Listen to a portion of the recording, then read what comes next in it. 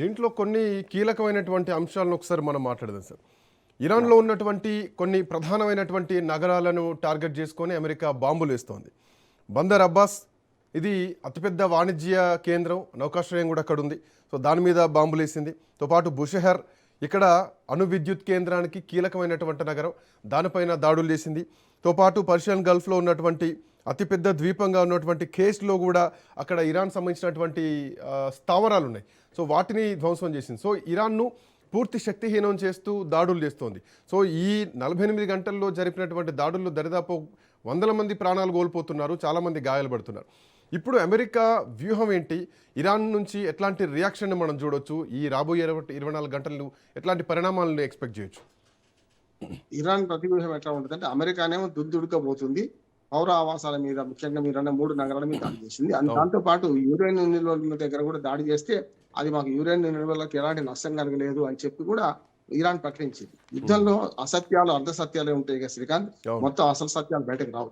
కనుక నిజంగానే యురేనియం బయటకు వచ్చింది అనుకోండి, లోక వినాశనానికి కారణమైంది. అక్కడ ఒకదే లాభం లేదు, దాని ప్రభావం చాలా ఉంటుంది. మనం చూసాం కదా గతంలో హిరోషిమా నాగసాకి మీద 1945 దాదాపు 70-80 ఏళ్ల క్రితం వేస్తే ఈ పాటికి కూడా దాని దుష్పరిణామాలు అక్కడ జపాన్ అనుభవిస్తుంది, చూస్తున్నాం మనం. కనుక అట్లానే ఇక్కడ చూసుకుంటే ఏంటంటే, ఈ మూడింటితో పాటు ఇప్పుడు అమెరికా ఇరాన్ మీద దాడి చేస్తుంది కదా. గగనతల యుద్ధంలో ఇరాన్ మీద కొంచెం ఆధిపత్యం సాధిస్తుంది, కానీ భూతల యుద్ధం మొదలు పెడితే ఇరాన్ ఖచ్చితంగా అమెరికా సైనికులు తరిమి కొడతారు. 10,000 మంది సైనికులు రెడీ ఉన్నారు, కానీ వాళ్ళు ఏం చేయలేదు, పిఎస్యూ లేక కూర్చున్నారు. చూస్తున్నాం, బ్రెడ్ లేకుండా, అన్నం లేకుండా వాళ్ళు కూర్చుంటున్నారు.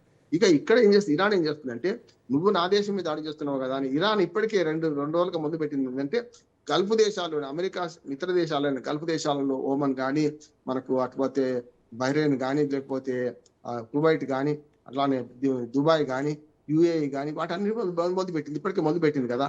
దానిలో ఏం చేస్తుంది అమెరికా, ఇరాన్ చేసేదేమో న్యాయబద్ధమైంది. అమెరికా సైనిక స్థావరాలు ఎక్కడని వాటిని కొడుతున్నాయి. కొన్నిసార్లు పొరపాటు జరిగింది, గతంలో కువైట్ విమానాశ్రయం మీద దాడి చేసింది, మనకు మన బహ్రెయిన్ విమానాశ్రయం మీద దాడి చేసింది మొదట్లో. కానీ ఇప్పుడు ఏం చేస్తుంది అంటే, సైనిక స్థావరాలు అమెరికా ఏమున్నాయో వాటి మీద దాడి చేస్తుంది. అంటే నువ్వు సైనిక స్థావరం మీద దాడి చేస్తావా, లేకపోతే ప్రజల మీద దాడి చేస్తావా? అమెరికా తెలుసుకోవాలి కదా. అమెరికా యుద్ధం అనేది ఇప్పుడు పౌర హక్కులకు భంగం కలిగించేది, సమాజాన్ని నాశనం చేసేది అంటున్నారు. ఇరాన్ కూడా తక్కువైంది నిన్నే. ఇరాన్ వాళ్ళు పాపం నిజంగానే 5 రోజులుగా ఊరేగింపు చేసుకున్నారు, గుండెలు బాదుకున్నారు. ఇప్పుడు మన పిర్ల పండుగ లాగానే. ఇప్పుడు సమస్య ఏంటంటే, హుస్సేన్ పరిస్థితుల్లో సార్, అంటే అక్కడ ఒకవైపు ఖమేని అంత్యక్రియలు జరుగుతుండగా అమెరికా దాడులు చేయడం ఎంతవరకు కరెక్ట్ అన్న అంశం అట్లా ఉంటాయి కనుక, దీంట్లోకి ఈ యుద్ధంలో అంటే ఇప్పటికే ఎంఓయూను ఇరాన్ ఉల్లంఘించిందని చెప్పేసి నాటో దేశాలు కూడా అంటున్నాయి. ఈ యుద్ధంలోకి నాటో కూడా ఎంటర్ అయ్యేటువంటి అవకాశం ఉందా? అదే జరిగితే ఇరాన్ ఏకాక అవుతుందా? నాటో మద్దతుతో ఇంకా అమెరికా దూకుడుగా పోయేటువంటి ఛాన్సెస్ ఉన్నాయా? నాటో దేశాల కన్నా ముందు నేనే చెప్పాను, మనం ఏమన్నా అంటే, ఇరాన్ అమెరికా నౌక మీద దాడి చేయడం మొట్టమొదటి తప్పు అంటున్నాను. కానీ ఆ తప్పును ఒకవైపు ఉంచాలి కదా. మరి అమెరికా చర్యలు ఎందుకంటే నాటో దేశాలు నిజమే వాళ్ళు అంత్యక్రియ చేసుకుంటున్నారు, వాళ్ళ కష్టంలో వాళ్ళు ఉండి ఏడ్చుకుంటూ కూడా ఏమైంది అంటే, ఓసారి శవం అక్కడ పెట్టుకుంటే ఎదురుగా ఎవడు శత్రువు కనపడితే వాళ్ళు చెంపవాయ కొడతారు. వీళ్ళు అదే చేసింది. ఇరాన్ చేసిన పని ఏంటంటే, అక్కడ క్షమైన అంత్యక్రియలు జరుగుతున్నాయి, చాలా ఆవేశం లేదు, కోపం వచ్చింది. ఎన్ఆర్జీ మన వాళ్ళు కూడా, కమాండర్స్ కూడా చాలా ఉక్రోషంగా ఉన్నారు, ప్రజలు కూడా ఆవేశంగా ఉన్నారు. అయినా సరే అక్కడ జరిగింది ఏంటంటే, వాళ్ళు అనుమతించని మార్గంలో అమెరికా ఓడబోతుంటే దాన్ని ఇంజన్ ధ్వంసం చేసే ప్రయత్నం చేశారు. మొత్తం మనుషులు చంపలే. అది కాగానే వెంటనే ఒక్కదానికి తమలపాకుతో వాళ్ళు అన్నారు, తప్పే కాదని నాటో కుటుంబ దేశాలతో ఏకీభవిస్తే అంతకు ముందే నేను మాట్లాడినట్టున్నా. కానీ దాని ప్రతిగా వెంటనే ఇట్లా పౌర ఆవాసాల మీద దాడి చేయడం తప్పు కదా అంటున్నాను. పౌర ఆవాసాల మీద కానీ ఇప్పుడు చమురు క్షేత్రాల మీద దాడి చేసింది. రేపొద్దున మళ్ళీ చమురు ఎట్లా ఉత్పత్తి కావాలి, ఎన్ని ఏళ్ళు పడుతుంది మళ్ళీ దాన్ని బాగా చేయడానికి, తప్పు కదా. అందుకనే అంతర్జాతీయ సమాజంలో ఎండగట్టాల్సిన అవసరం ఉండే అమెరికా. ఇది మంచి అవకాశాన్ని కోల్తే అమెరికా ఇరాన్ వైపు ఒక్క దిక్కు తప్పు ఉంటే బాగుండేది కదా. ఇప్పుడు 2 చేతులు కలిపినాయి కదా. వాడు చేసిన తప్పు, నువ్వు చేసిన అంతకంటే తప్పు కదా. సమస్య ఏమైందంటే, అమెరికాను కొట్టలేదు ఇరాన్, డైరెక్ట్ గా అమెరికా దాకా వీళ్ళ క్షిపణులు పోవు. డిగో గార్షే మాక్సిమం 4,000 కిలోమీటర్ల దూరంలో ఉన్న డిగో గార్షే దాకా వీళ్ళ క్షిపణులు నువ్వు డ్రోన్ ద్వారా కొట్టగలిగి చూసినాం మనం. కానీ అమెరికాను కొట్టలేరు. కనుక ఏం చేస్తారు, దీన్ని ఎట్లా చూడొచ్చు? ఒకవైపు అంత్యక్రియలు జరుగుతుండగానే ఆల్మోస్ట్ 4-5 నెలలు అయిపోయింది, అంత్యక్రియలు జరుగుతున్న టైంలోనే ఆల్మోస్ట్ 90 స్థావరాల పైన అమెరికా దాడులు చేసింది. సో ఈ దాడుల అర్థాన్ని ఎట్లా చూడొచ్చు? మా నెక్స్ట్ టార్గెట్ ముజ్తబా ఖమేని అని చెప్తున్నారా? ఎందుకంటే అయతుల్లా ఖమేని ఉన్నంత వరకు రెండు దేశాలకు తెలుసు ఇరాన్ ఎంత బలంగా ఉంటుందో. ఇప్పుడు సైనిక శక్తిని మొత్తం నిర్వీర్యం చేస్తున్నారు, వాళ్ళ ఆర్థిక వ్యవస్థ నిర్వీర్యం చేస్తున్నారు, క్షిపణి దాడులు చేస్తున్నారు. సో చెప్పకనే ముజ్తబా ఖమేని మా టార్గెట్ అని చెప్తున్నారా? చెప్పకనే ఎప్పుడు కాదు, ఇప్పటికే మస్తబా ఉన్నాడా లేడో తెలుస్తలేదు. అవును. ఆయన మన రాష్ట్రత్వం ఉన్నాడా, మొత్తం నిర్వీర్యం అయిపోయినాడా, కాళ్ళు చేతులు లేస్తలేవా, అసలు మనిషి ఉన్నాడా లేడో తెలుస్తలేదు. చూశాం కదా, ఇంత గందరగోళం జరుగుతుంటే కూడా ఇప్పటి వరకు అంత్యక్రియలు కూడా ఆయన హాజరు కాదు. తండ్రి సొంతంగా తండ్రి అంత్యక్రియలు కూడా హాజరు కాలేదు. చూసినాం కదా, అసలు నాలుగేళ్ళని ఎక్కడ కనపడతలేడు. ఆయన ఉన్నాడో లేడో తెలియదు.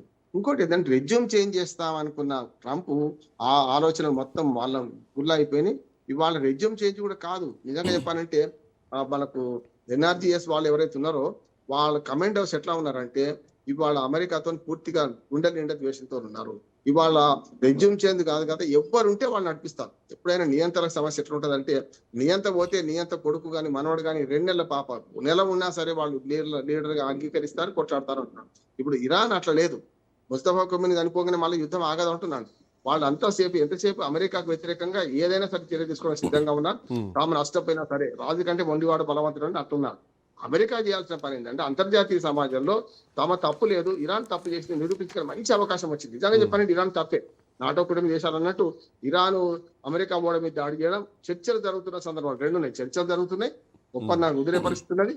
అట్లాగే భౌతిక చర్చలు మొదలైంది. ఇక్కడనేమో అంత్యక్రియలు చేసుకుంటూ రెచ్చగొట్టడమే కదా. కానీ మరింత రెచ్చిపోయి అసలు అదే అమెరికా తప్పు చేద్దామని రెచ్చగొట్టిండు. అమెరికా మరింత రెచ్చిపోయి దాంట్లో కూరుకోవడం, యురేనియం స్థావరాల మీద పోవడం, అట్లాగే పౌర ఆవాసాల మీద దాడి చేయడం తప్పు. అమెరికాకి ఇంకా తెలుసు, ఇరాన్ శక్తి అమెరికాకి ఇంకా తెలిసి వస్తలేదు. ఇప్పటికైనా సరే ఇరాన్ చేసిన తప్పు అయితే అంతర్జాతీయ సమాజంలో ఎండగట్టాలి, వాళ్ళని ఒంటరి చేయాలి. కానీ ఏమైంది ఇప్పుడు మీరు చూడండి, మొన్న 100 దేశాల వాళ్ళు హాజరైంది. మన భారతదేశం ప్రతినిధి వాళ్ళు ఏమన్నారు, ఇరాన్ మేము ఒంటరి కాదు, 100 దేశాలు మా ఎంబడి ఉన్నాయి అంటున్నారు. అమెరికా పిలిస్తే ఎవడన్నా ఒక్కడ వస్తున్నాడా? నాటో కూడా దేశాలు మాకేం సంబంధం అన్నాయి కదా.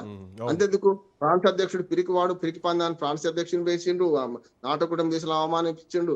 ఎట్ట పడితే అట్లా యూరోపియన్ దేశాలను అవమానపరుస్తున్నాడు. కెనడాను స్వాధీనం చేసుకుంటా అంటే ట్రంప్